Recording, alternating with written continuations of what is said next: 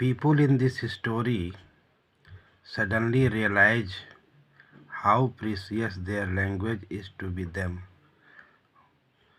लोगों ने इस कहानी में अचानक महसूस किया कि कैसे बहुमूल्य है उनकी भाषा। इज टू देम, उनके लिए कैसे बहुमूल्य है, कितनी बहुमूल्य है। व्हाट शो यू दिस, आप इसमें जो दिखाते हैं। वाई डज दिस हैपन, ऐसा क्यों हुआ। When order had come from Berlin, इसका उत्तर है when order had come from Berlin in that henceforth, यानी जब आदेश आ गया बर्लिन से कि henceforth कि माने अब से ओनली जर्मन वुड बी टाट इन द स्कूल, अब से जर्मन भाषा में स्कूलों में पढ़ाई होगी। पीपुल रियलाइज दैट, लोगों ने महसूस किया कि it was the last day, यह अंतिम दिन था। To learn their mother language, उनके मातृभाषा को सीखने का यह उनका अंतिम दिन था। To show their affection for the language, और उन्हें अपने स्नेह अथवा प्रेम को अपने भाषा के लिए दिखाया। मैनी एल्डरली पीपुल, कई वयस्क लोग, कई बड़े लोग। Came to attend school, school attend करने के लिए आए।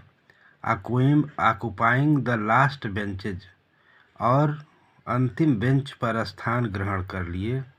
Which had usually remained vacant earlier, जो पहले खाली रहती थी, जो साधारण रूप से पहले खाली रहती थी। फ्रेंच रिग्रेटेड, फ्रेंच जो है पछताया। Not having learned the participle, कि उसने पार्टिसिपल याद नहीं किया था। When mister Hamel suddenly apprised them, और जब अचानक मिस्टर हैमल ने apprised them to the fact, जब उस तथ्य को पूछा that they would become a laughing stock, कि वे उस पर हंसेंगे। बिफोर द जर्मन्स, जर्मन से पहले। Their language was their identity, कि उनकी भाषा उनकी पहचान थी। The key to their prison, और कैदियों की चाबी थी, उनके कैद की चाबी थी। द स्ट्रांगेस्ट एविडेंस, जो सबसे मजबूत साक्ष्य था। हाउ इम्पॉर्टेंट देयर लैंग्वेज, कितना महत्वपूर्ण होता है अपनी भाषा। Was can be taken from mister हैमल, जिसे मिस्टर हैमल ने ले सकते थे।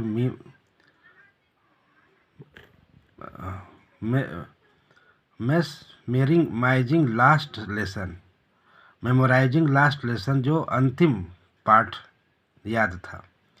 एवरीवन वाज एक्सट्रीमली अटेंटिव, प्रत्येक लोग आकर्षित थे, प्रत्येक लोग बहुत ज़्यादा आकर्षित थे। French to found the lesson quite easy, और फ्रेंच ने भी पाठ को बहुत आसान पाया। टू अंडरस्टैंड, समझने में। Whereas earlier he had found the French classes, जहाँ पर वो पहले फ्रेंच क्लासेस में वेरी डिफ़िकल्ट पाया था, जो बहुत कठिन पाया था। दूसरा लेसन है, दूसरा क्वेश्चन है कि Franz thinks will they make them sing in a German even the pigeons, Franz सोचता है कि क्या वे गाना सिखाएंगे, जर्मन में भी गाना सिखाएंगे। इवन द पिगन्स माने कबूतरों को भी, क्या वे जर्मन में ही गाना सिखाएंगे। व्हाट कुड दिस मीन, इसका क्या मतलब होता है, इसका क्या मतलब हो सकता है।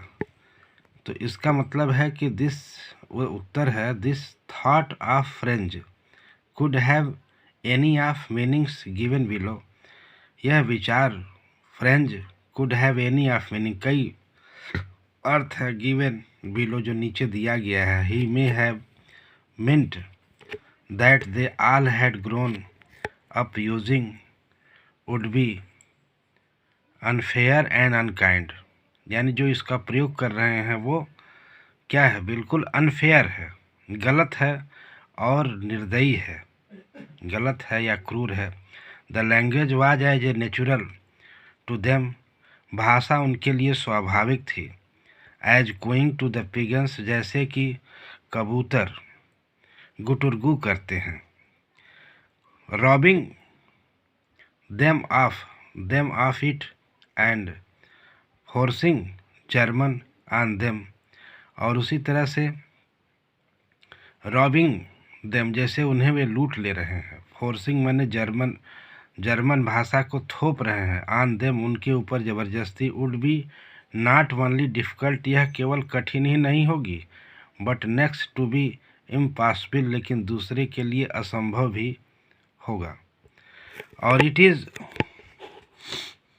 इज़ डिफ़िकल्ट फॉर पीपुल, और यह उन लोगों के लिए कठिन होगा स्वीकार करना। ए लैंग्वेज, एक भाषा के रूप में, which is the imposed on them, जो उनके ऊपर थोपी जाती है। French was there mother tongue, French उनकी मातृभाषा है।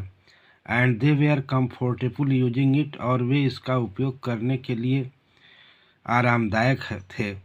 एज इट देयर ओन, जैसा कि यह अपना था। It would not be easy, यह आसान नहीं होगा। To switch to a different language, एक भिन्न भाषा को सीखने के लिए आसान नहीं होगा।